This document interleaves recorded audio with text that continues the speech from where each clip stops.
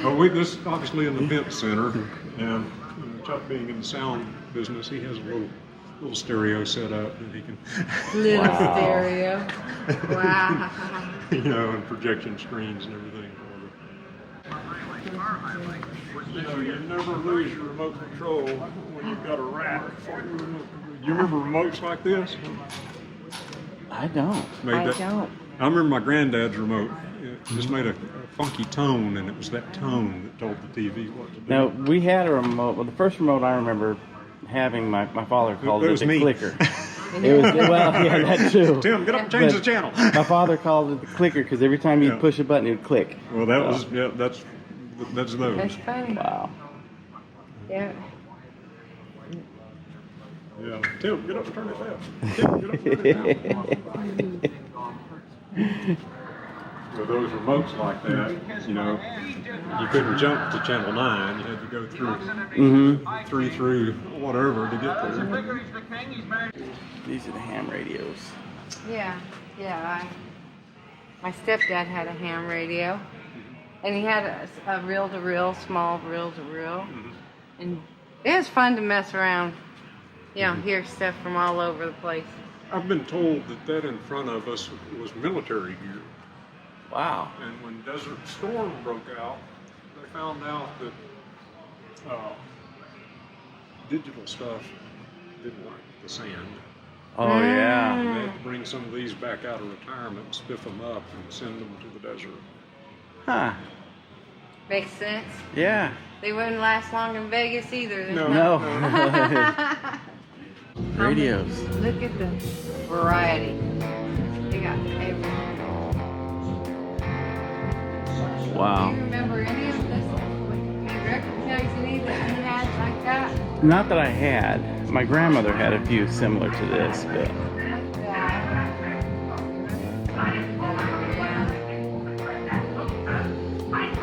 I think, actually, Grandma had one like this.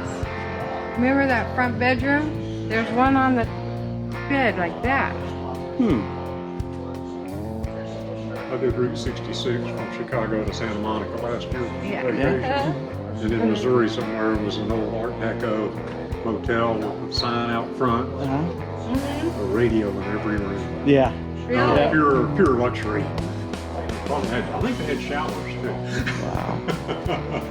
Going back. Oh yeah.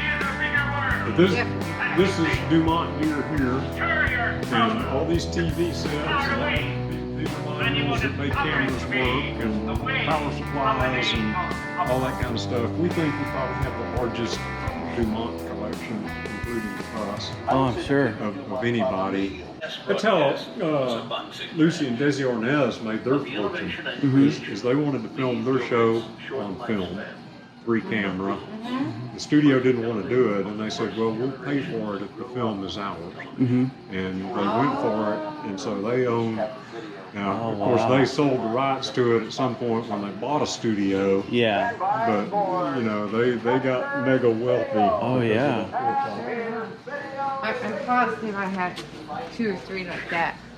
Did you? Like this one here? Yeah, the ones with the handle. Yep. The batteries in the back. Yeah. This is a very, very rare camera. HD. Zenith, they didn't make cameras, they made TVs. But when they started making HD TVs, they needed some way to show what the TVs would do. Oh, okay. So they had to build a camera. Well, they built 4 of these, and the program was well over $1 million. So this is about a $250,000 camera. Wow. And what's good about all these cameras were $100,000.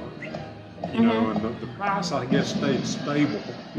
But even, dating way back, they were $100,000. Well, the lenses were too. Oh. So, you ended up with a chunk of change in, Oh, yeah. in your TV camera by the time you got it built. What year was this one built?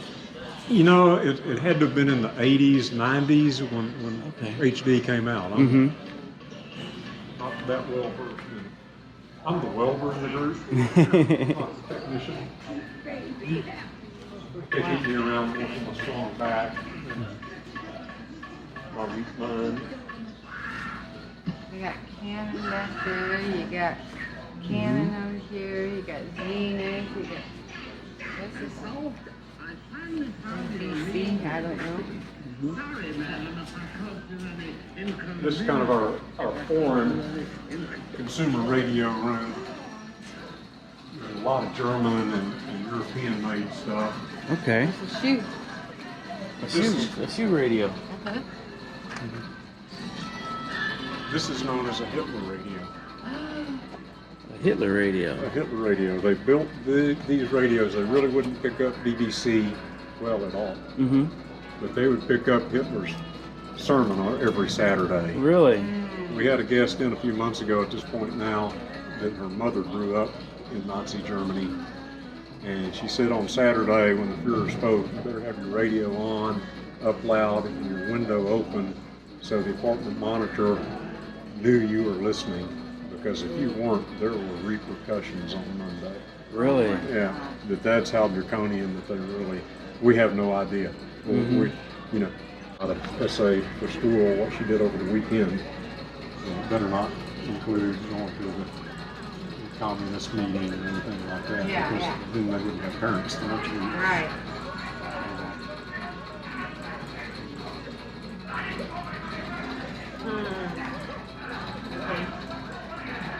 There's a lot of Grundig and Telefunken and all sorts of weird manufacturers here. This looks like a lunchbox. It does. I hadn't even really seen that one before. Sky Queen. I bet those knobs used to be pink. I had one of these. This goes on a bicycle. I had one. Oh, yeah? Yeah. That one right It there. has it put right on Down the on the steering handle? wheel, yeah. Yeah, I see that. And you can push the middle, and it was like a little horn.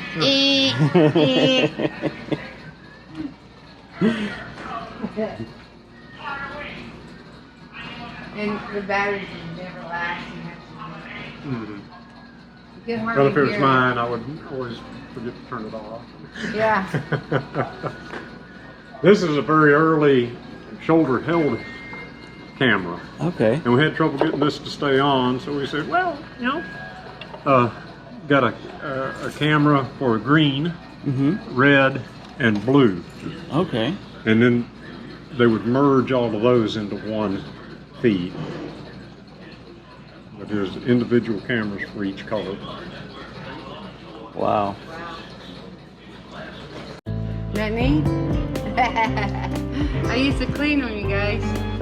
I used to help file the records and put them in and clean them all out. And I was allowed to take home any records I wanted. That was worth the job. Phil, our tech wizard, has got. That's a unique turntable. I think that was probably, the cover was probably for Okay. the stereo shop. Okay. Makes To get sense. the feeling. Wow. This is maybe the good thing that came out of the Vietnam War.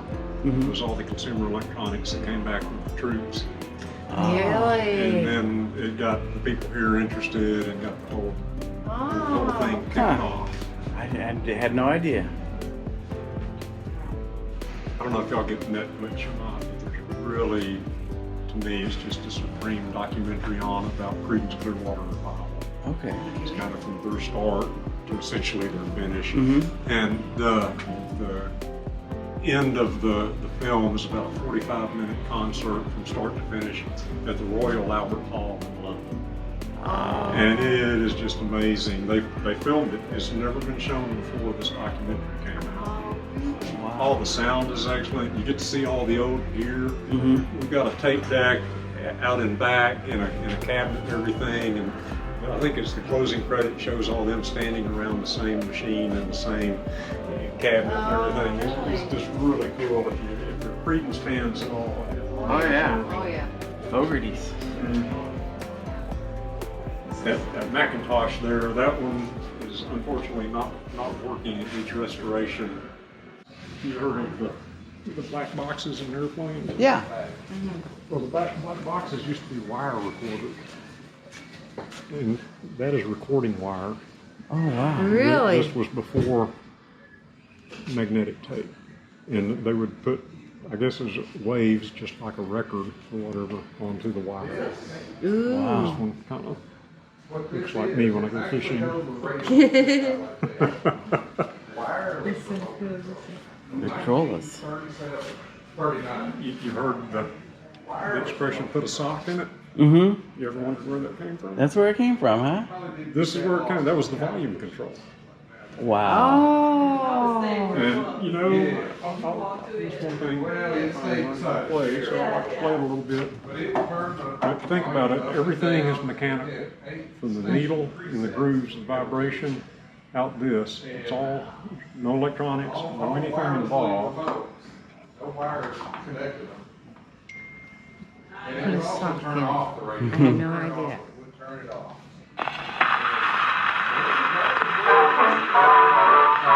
But you can see a need for volume control. Yeah.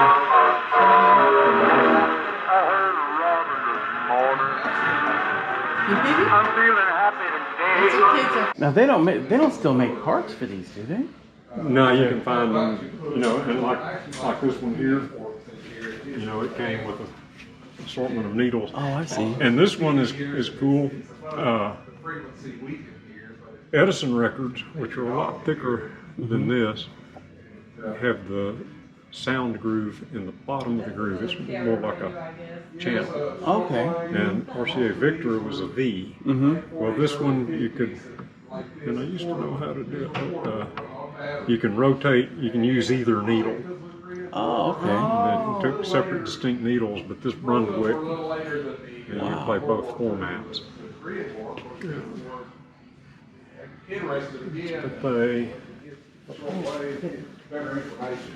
Yeah, that's an Edison record. Oh, look how Wow, yeah. big difference. It's like Amazing. quarter inch. Huge. Yeah. And I've seen these in the tubes. Edison machine. Don't they get damaged really easily They're though? a wax. Yeah. You see how you recorded these things? Uh-huh. We've got one down here. And this one dates to about 1898. And how you would record your cylinder would be just essentially yell into that thing. Really? Yeah.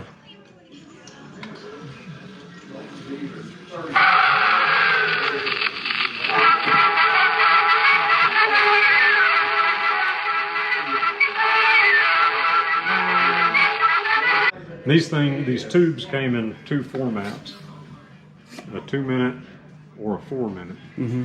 And I didn't fully comprehend until like last week. There are gears and cogs and stuff in here, but this is driven on a lead screw to keep it timed with the cylinder. Okay. And so you either set up for a 2-minute or a 4-minute. Now that machine down there with the big tall horn, as I understand it, somehow or another, it can play either. And the rarest cylinder is an unrecorded one. Got a couple of those floating around, and the conversation will come up every now and again. Well, what do you put on one? It's really simple. Steely Dan. All this stuff, man.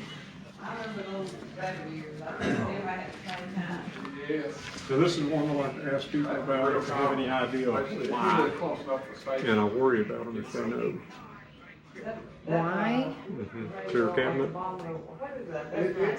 I have no idea. Is it for training? Well, let me give you a hint. This one belonged to Gilbert HX 3711.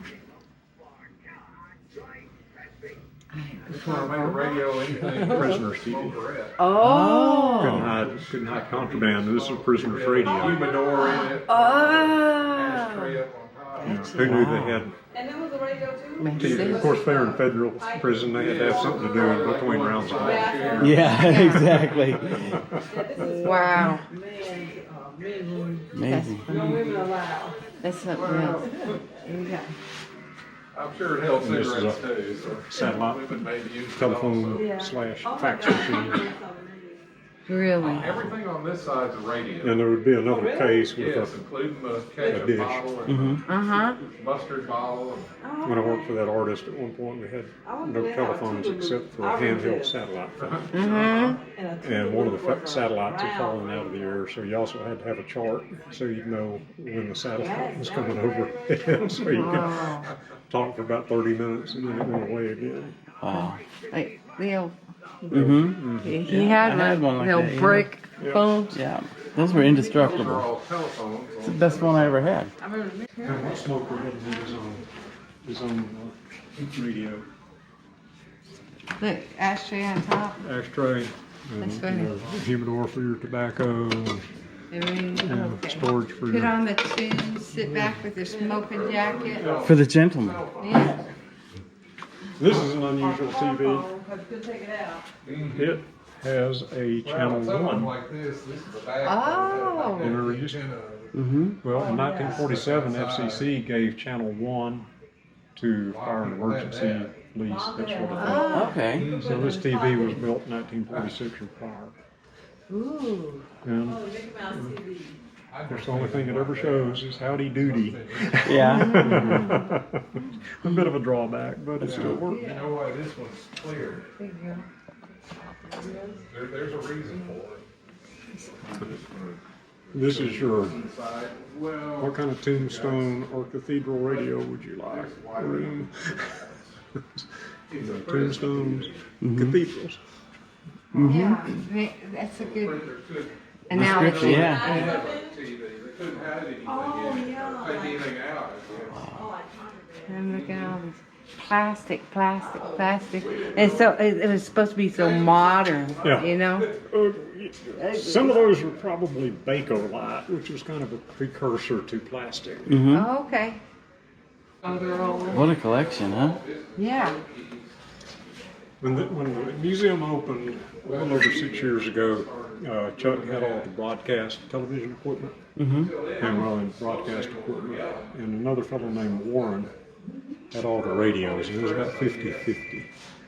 And now they're each about 20-20, and 60% of the stuff is walked in off of the street. Wow.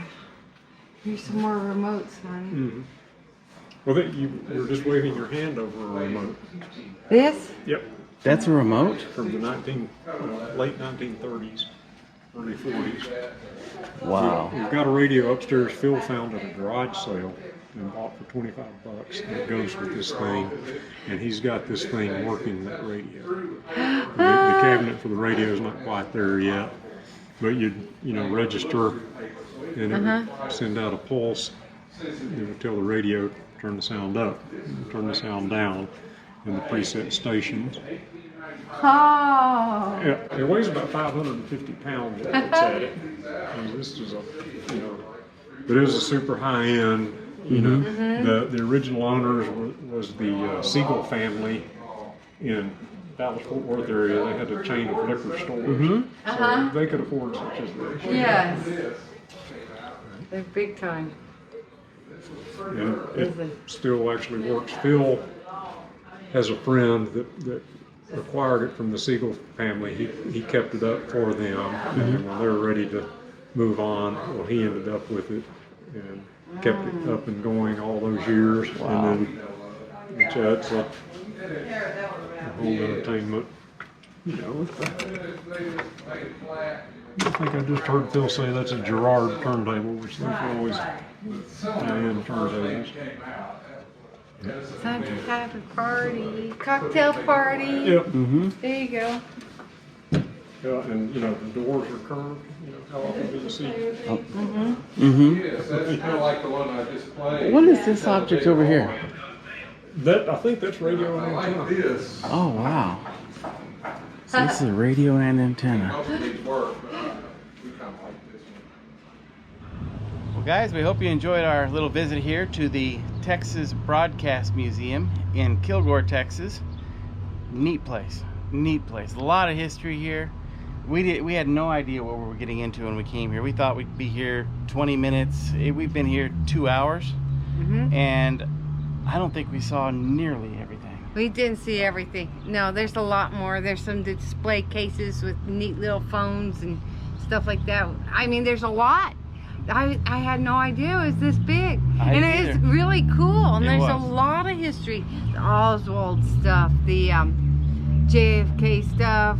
There's music history with James Taylor and Jackson Brown. They were very informative, and I'm so glad that they did have a guide. Yeah, Tim was a fantastic guide. Yeah, he was awesome. He was awesome. He's very knowledgeable, and without him, we would be like, oh, there's another one. There's another one. There's another. No, he knew the background of where a lot of the stuff came from.